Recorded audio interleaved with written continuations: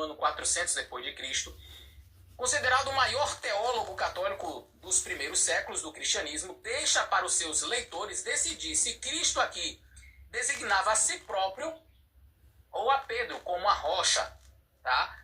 Então você já vai perceber, Agostinho aí, já 400 anos depois, não, decidam entre vocês aí o que vocês acham, se é Jesus ou se é Pedro. Crisóstomo, o pregador de língua de ouro, outro pai da igreja dos primeiros séculos, diz que Jesus prometeu lançar as bases da igreja sobre a confissão de Pedro.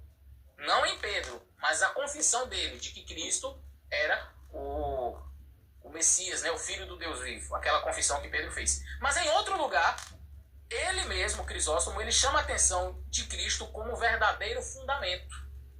Comentário de Gálatas, no capítulo 1, verso 1 a 3, nas homílias, tá?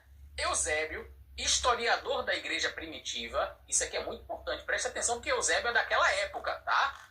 Ele cita Clemente de Alexandria, declarando que Pedro, Tiago e João não lutaram pela supremacia da igreja em Jerusalém, mas optaram por Tiago, o justo, como líder. Isso está no livro História Eclesiástica. Outros entre os primeiros pais da igreja, como Hilário de Arles, ensinaram a mesma coisa. Peraí. Como é que Pedro, Tiago e João, eles não optaram por querer a supremacia se Pedro já era o primeiro? Alguma coisa não está soando bem aqui. E aquilo que Clemente... Por quê? Porque o pastor de Pedro não era em Jerusalém. O bispo de Jerusalém é Tiago, sob o pastoreio de Pedro. Que João e Pedro não lutaram ali pela liderança de Jerusalém.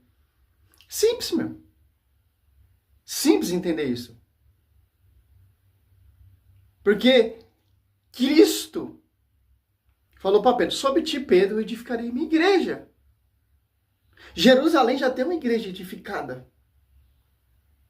Que era o templo do rei Salomão. Que foi destruído. Cristo falou, destruirei esse templo e construirei outro. Aonde?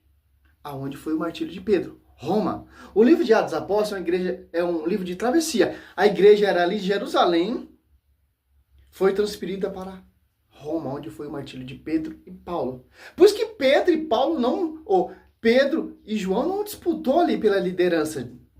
Se você for continuar a ler esse livro de história eclesiástica, você vê, foi destruído ali tudo.